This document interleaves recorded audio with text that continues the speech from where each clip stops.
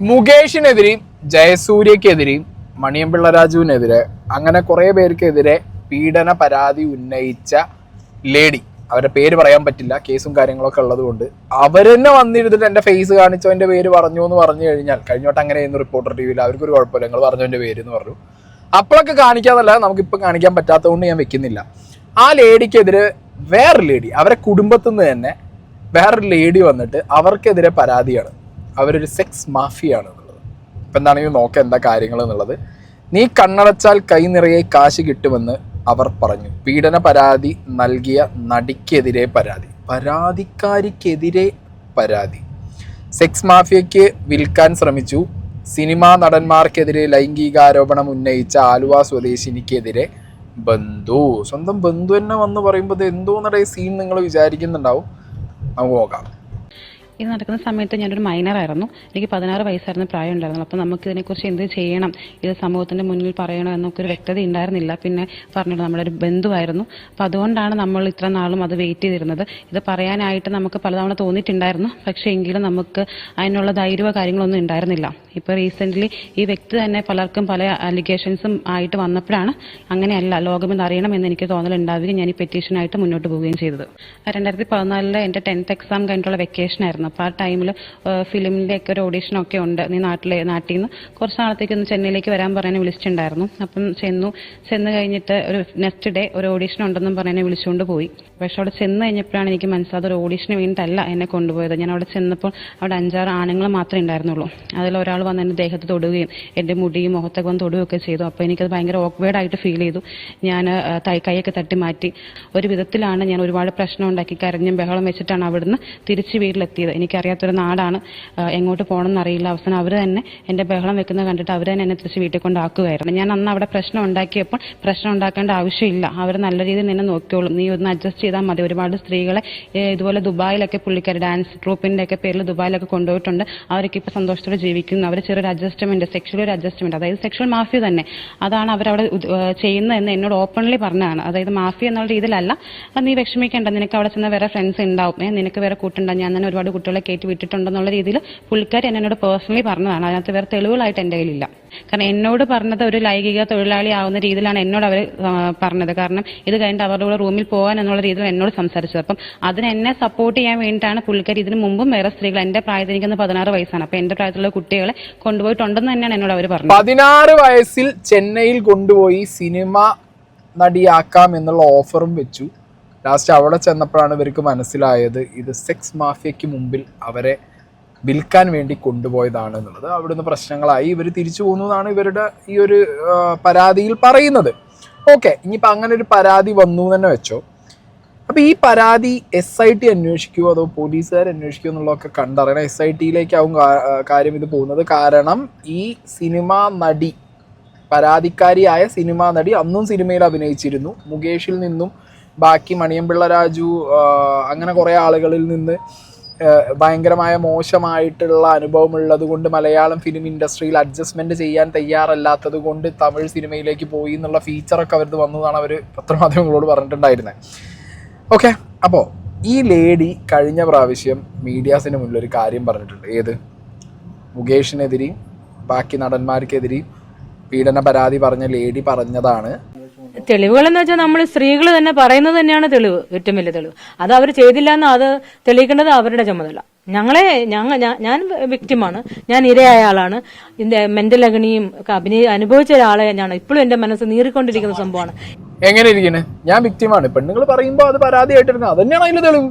ഞാൻ പെണ്ണാണ്, ഞാൻ പറയുന്നതാണ് അതിന് ഏറ്റവും വലിയ തെളിവ്. ഞാനാണ് അനുഭവിച്ചത്, ഞാനാണ് വിക്ടിം, പരാതി എടുക്കണം. ഇപ്പൊ എങ്ങനെ ഇരിക്കുന്നു? ഇവർക്കെതിരെ തന്നെ സ്വന്തം കുടുംബത്തിന് അന്ന് വേറൊരു പെണ്ണ് വന്നിട്ട് പരാതി പറയുന്നു. ഇപ്പൊ ഇവരെന്ത് പറയും? ഇനി എന്താ വേണ്ട? പോലീസ് പരാതി എടുക്കണം. കാരണം ഒരു സ്ത്രീയാണ് വേറെ സ്ത്രീക്കെതിരെ വളരെ ഗുരുതരമായിട്ടുള്ള ഒരു ആരോപണം ഉന്നയിച്ചിട്ടുള്ളത്, അതും സ്വന്തം കുടുംബക്കാരി. 16ാമത്തെ വയസ്സെന്ന് പറയുമ്പോൾ ബോക്സ് പോവും, അത് വേറെ അതിൻ്റെ കൂട്ടത്തിൽ കിട്ടും. എന്നാണെങ്കിലും ഈ പരാതിക്കാരി കുറച്ച് കാര്യങ്ങൾ എക്സ്പ്ലെയിൻ ചെയ്ത് ഡീറ്റെയിൽ ആയിട്ട് പറയുന്നുണ്ട് റിപ്പോർട്ടർ ചാനലിൽ. അതിനു മുമ്പ് ഫേസ്ബുക്കിൽ മുകേഷിനെതിരെയൊക്കെ പീഡന പരാതി കൊടുത്ത ലേഡി ഇപ്പം സ്വന്തം റിലേറ്റീവ് എന്ന് പറഞ്ഞു വന്ന സ്ത്രീ പറയുന്നത് തെറ്റാണ്, അവർ ഫ്രോഡാണ് എന്ന് പറഞ്ഞിട്ടുള്ള ഒരു വീഡിയോ അപ്ലോഡ് ചെയ്തിട്ടുണ്ടായിരുന്നു. Good morning everyone. ഇപ്പോൾ എന്നെക്കുറിച്ച് ഒരു കുട്ടി പറയുന്ന അലിഗേഷൻസ് അതൊരിക്കലും സത്യമല്ല. കാരണം ഇത് നമ്മുടെ ഞാനിപ്പം ഓണം കഴിഞ്ഞ് കുറെ 50ഓളം കുട്ടികൾ ഇനി മൊഴി തരാൻ വരുമെന്നും പിന്നെ 14 എം എൽ എമാരുടെ കാര്യങ്ങൾ പറയുമെന്നും ഓപ്പോസിറ്റ് പാർട്ടി 4 MLA-മാർ 2 മിനിസ്റ്റേഴ്സ് ഇതൊക്കെ പറയുന്നു ഞാൻ പറഞ്ഞില്ല. അപ്പൊ അതിനുവേണ്ടി എന്നെ കൊടുക്കാൻ വേണ്ടി ആ പെൺകുട്ടി ക്യാഷ് വാങ്ങിച്ചിട്ട് എനിക്കെതിരെ പറയുന്ന ഒരു കള്ളക്കേസാണ്. ആരും വിശ്വസിക്കുന്നത്. കാരണം എനിക്കും ആ പ്രായത്തിലൊരു മോളുള്ളതാണ്. ഒരിക്കലും ഞാൻ അങ്ങനെ ഒരു സംഭവം ആ കുട്ടിയെന്നല്ല ആർക്കും ഞാൻ ചെയ്തിട്ടില്ല. അപ്പോൾ ഇത് ഞാൻ ഇന്ന് മൊഴി കൊടുക്കാനിരുന്നത് ബാലചന്ദ്ര മേനോനെതിരെയും അഡ്വക്കേറ്റ് ഷൈജൻ സി ജോർജിന്റെ കൂടെ മുഹമ്മദ് കോയ എന്ന് പറഞ്ഞ ലക്ഷദ്വീപ് ജഡ്ജുണ്ട്. പിന്നെ നമ്മുടെ ജാഫർ ഇടുക്കിയാണ് മറ്റേ UK-യിലെ ഒരു സ്പോൺസർ. അപ്പോൾ സ്പോൺസർ ഒരു വലിയ ആളാണല്ലോ. അപ്പം ഇവരെല്ലാവരും കൂടി നമ്മളെ ഈ മൊഴി കൊടുക്കാതിരിക്കാൻ വേണ്ടിയും സത്യങ്ങൾ പുറത്തു വരാതിരിക്കാൻ വേണ്ടിയും എന്നെ ലോക്ക് ചെയ്യുകയാണെങ്കിൽ പിന്നെ ഒന്നും പുറത്തു വരത്തില്ല, ഒന്നും അറിയത്തില്ലല്ലോ. അതിനു വേണ്ടിയുള്ള ഒരു രാഷ്ട്രീയ കളിയാണ്. എനിക്ക് ഈ കാര്യത്തിൽ ഒരു അറിവുമില്ല, ഇതിൽ യാതൊരു സത്യവുമില്ല. ഈ കുട്ടീനെ ശരിക്കും ഒന്ന് ക്വസ്റ്റ്യൻ ചെയ്താൽ ഈ കുട്ടിയെക്കുറിച്ച് മൂവാറ്റുപുഴ സ്റ്റേഷനിൽ അന്വേഷിച്ചാൽ ഇവരുടെ കംപ്ലീറ്റ് സ്റ്റോറി കിട്ടും, ഈ കുട്ടി ആരാണെന്നൊക്കെ. അതുകൊണ്ട് എനിക്ക് ഈ കുട്ടി അമ്മയുടെ അനുജത്തിയുടെ മോള് തന്നെയാണ്, ഭയങ്കര പ്രശ്നക്കാരിയാണ്. ഓക്കെ, അപ്പോ ഇവർ ഓൾറെഡി പറഞ്ഞിട്ടുണ്ടായിരുന്നു കുറച്ച് ദിവസം മുമ്പ് 10-20 കുട്ടികൾ, ഇവർ 50 നോക്കാക്കിയിട്ട് 20 കുട്ടികൾ എന്നിട്ടാണ് ഇവർ പറഞ്ഞിട്ടുണ്ടായിരുന്ന മീഡിയന് മുന്നിൽ. ഓണം കഴിഞ്ഞാൽ രാഷ്ട്രീയക്കാർക്കെതിരെയും പിന്നെ കുറച്ച് സിനിമാക്കാർക്കെതിരെയൊക്കെ അലിഗേഷൻ ആയിട്ട് ഇവർ വരും, പീഡന പരാതികളുമായിട്ട് വരും എന്ന് പറഞ്ഞു. ഈ ലേഡി മുകേഷിനെതിരെ പരാതി പറഞ്ഞപ്പോൾ മുകേഷ് പറഞ്ഞിട്ടുണ്ടായിരുന്നു ഇതൊക്കെ രാഷ്ട്രീയ കളികളാണ്. ഇപ്പൊ ഇവരെ വീഡിയോ തന്നെ എഴുതിയിട്ടുണ്ട് ഇത് രാഷ്ട്രീയ കളിയാന്നുള്ളത്. എന്തോ ഇടയത് കാണുമ്പോൾ നമ്മള് പൊട്ടന്മാരാ.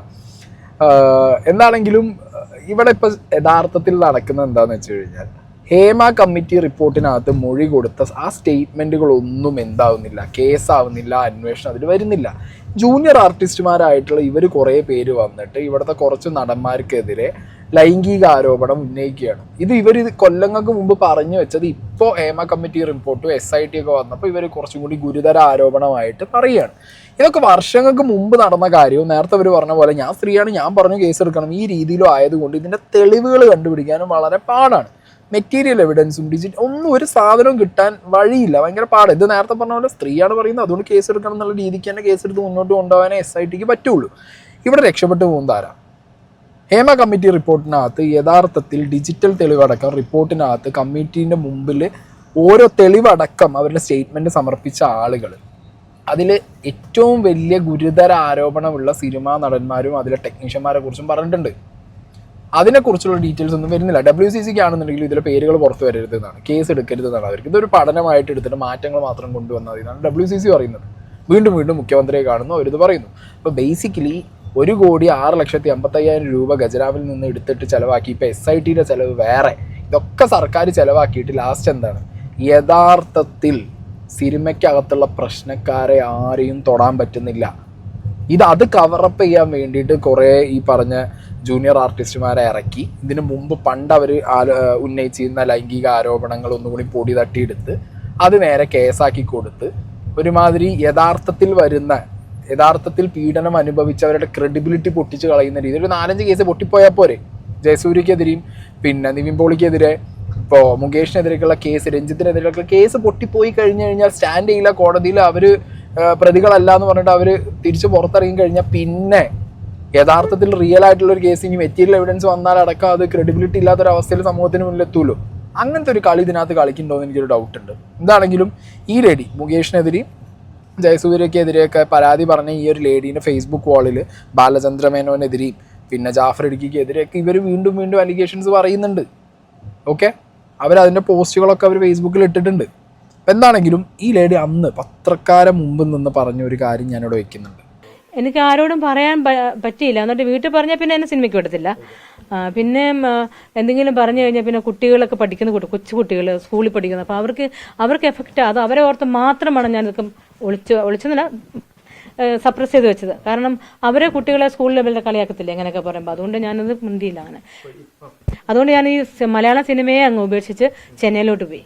അപ്പം ഇതുപോലെ ഒരു പെൺകുട്ടികൾക്ക് നാളത്തെ പെൺകുട്ടികൾക്ക് അവർ സുരക്ഷിതരായിരിക്കണം എവിടെയായിരുന്നു. കാരണം എനിക്കും എൻ്റെ ഒരു മോള്. അതുകൊണ്ട് തന്നെയാണ് ഞാൻ ഇതിൽ തീർച്ചയായിട്ടും വളരെ വളരെ എല്ലാവരുടെയും സപ്പോർട്ട് ഉണ്ടെന്ന് മനസ്സിലായതുകൊണ്ട് തന്നെയാണ് ഞാൻ ഇതിൽ ആക്ഷനല്ല പരാതിപ്പെടാൻ തീരുമാനിച്ചിരിക്കുന്നത്. കാരണം നമ്മളൊക്കെ ഒത്തിരി ആഗ്രഹങ്ങളും ഒത്തിരി സ്വപ്നങ്ങളൊക്കെ ആയിട്ടാണ്. നമുക്കൊക്കെ ടാലൻസ് ഉണ്ട്. ഇപ്പോൾ ഇതൊക്കെ നോക്കുക, എനിക്ക് ചെറുപ്പത്തിലൊക്കെ ഞാൻ എല്ലാത്തിനും പാർട്ടിസിപ്പേറ്റ് ചെയ്തൊക്കെ ഒരാളാണ്.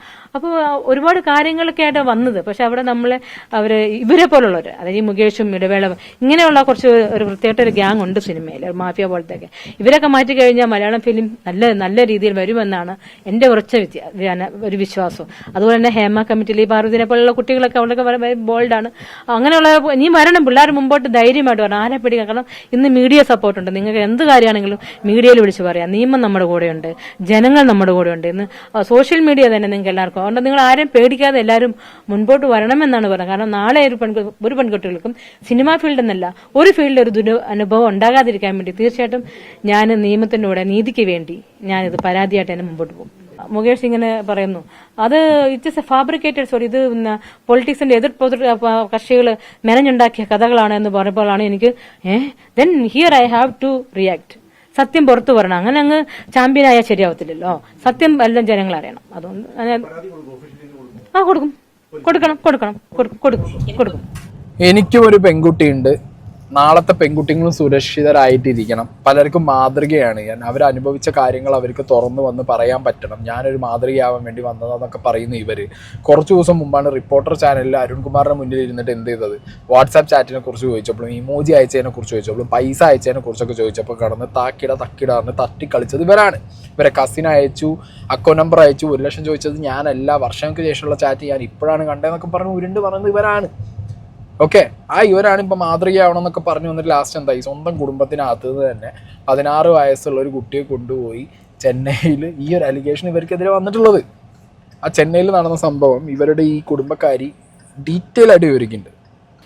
ഇപ്പോൾ ഈ അലിഗേഷൻസ് ഒക്കെ നിങ്ങൾക്ക് അറിയാൻ കേട്ടിട്ടുണ്ടാവുമായിരിക്കും. നമ്മുടെ ആക്ടേഴ്സിനെ കുറിച്ചൊക്കെ പറയുന്നത് മിനു മുനീറിനെതിരെയാണ് ഞാൻ പെറ്റീഷൻ കൊടുത്തിരിക്കുന്നത്. അത് എൻ്റെ ഒരു കസിനാണ്, എൻ്റെ ഫസ്റ്റ് കസിൻ ആയിട്ടാണ് വരുന്നത്. അപ്പം എൻ്റെ ലൈഫിൽ 2014 ഞാൻ മൈനർ ആയിരിക്കുന്ന സമയത്ത് എൻ്റെ ലൈഫിൽ നടന്നൊരു ഇൻസിഡന്റ് മൂലമാണ് ഞാൻ ഇപ്പോൾ ഒരു പെറ്റീഷനായിട്ട് മുന്നോട്ട് വന്നത്.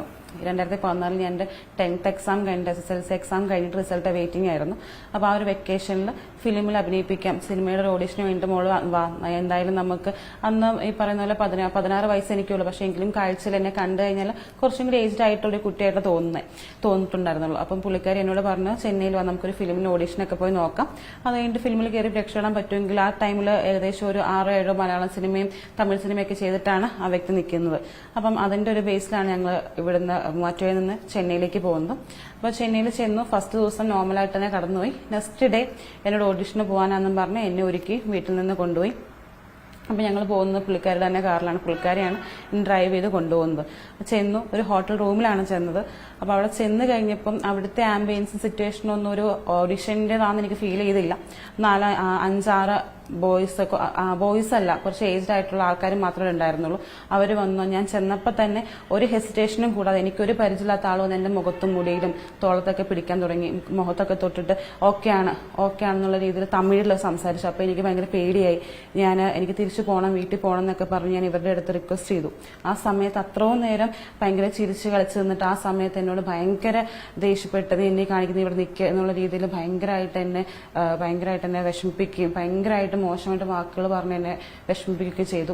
അത് കഴിഞ്ഞിട്ട് എന്നോട് പറഞ്ഞു, ഇത് പേടിക്കേണ്ട ആവശ്യമൊന്നുമില്ല, ഞാൻ ആദ്യമായിട്ടല്ല, നിന്റെ ഈ പ്രായത്തിലുള്ള ഒരുപാട് പെൺകുട്ടികൾ ഞാൻ ഇങ്ങനെ ലൈഫ് രക്ഷിച്ചിട്ടുണ്ട്, നീ ചെറിയൊരു അഡ്ജസ്റ്റ്മെന്റ് ഓർക്കണം, എന്റെ പുള്ളിക്കാരിക്ക് എന്റെ പ്രായത്തിലുള്ള മകളുണ്ട്, ഒരു ചെറിയൊരു അഡ്ജസ്റ്റ്മെന്റ് ചെയ്ത് കഴിഞ്ഞാൽ നമ്മുടെ എല്ലാവരുടെയും ലൈഫ് സെറ്റ് ആവും, ഞാൻ ആദ്യമായിട്ടൊന്നും അല്ല, നീ പേടിക്കേണ്ട ആവശ്യമില്ല, എനിക്ക് നന്നായിട്ട് അറിയാവുന്ന ആൾക്കാരാണെന്ന് പറഞ്ഞ് ഈ ഒരു മോശം പ്രവൃത്തി എന്നെ വളരെ വളരെ വലിയ രീതിയിൽ പുള്ളിക്കാരി എന്നെ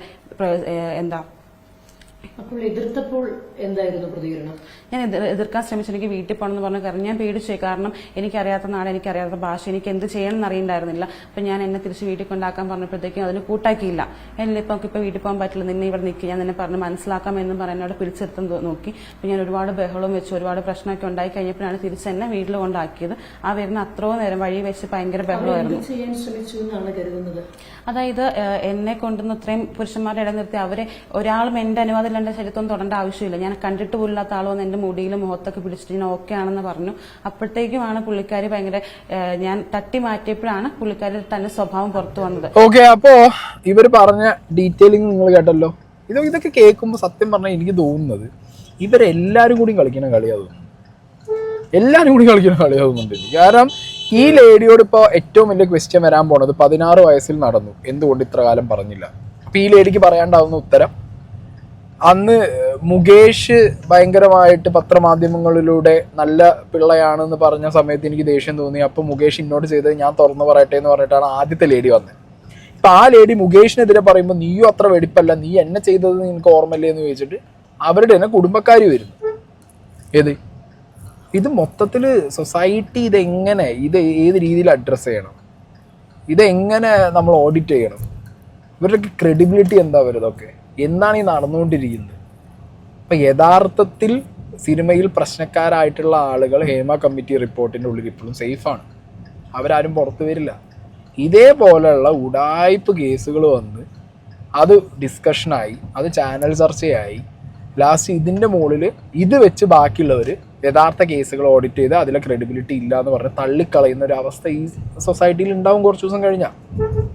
SITയുടെ കയ്യിൽ ഇപ്പോൾ കംപ്ലീറ്റ് ഹേമ കമ്മിറ്റി റിപ്പോർട്ടുണ്ട്, ഗുരുതരമായിട്ടുള്ള ആരോപണങ്ങളുണ്ട്, ഡിജിറ്റൽ എവിഡൻസുകൾ കൊടുത്ത് സ്റ്റേറ്റ്മെന്റ് പറഞ്ഞവരുണ്ട്. അതിൻ്റെ മുകളിലൊന്നും കേസുകൾ ഇതിലായിട്ട് എടുത്തിട്ടില്ല. ഇപ്പോഴും ഈ ലൂപ്പ് കടന്ന് തിരികെയാണ്.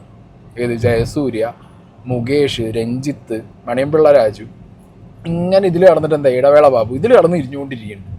ഇത് ചർച്ചയാവുന്നുണ്ട്, ഒന്ന് കഴിഞ്ഞാൽ ഒന്നിൻ്റെ മുകളിൽ ഒന്ന് പറഞ്ഞിട്ട് ഇതിങ്ങനെ കേസിൻ്റെ മുകളിൽ കേസ് വന്നുകൊണ്ടിരിക്കുക. ആകെ മൊത്തം കൂടായി.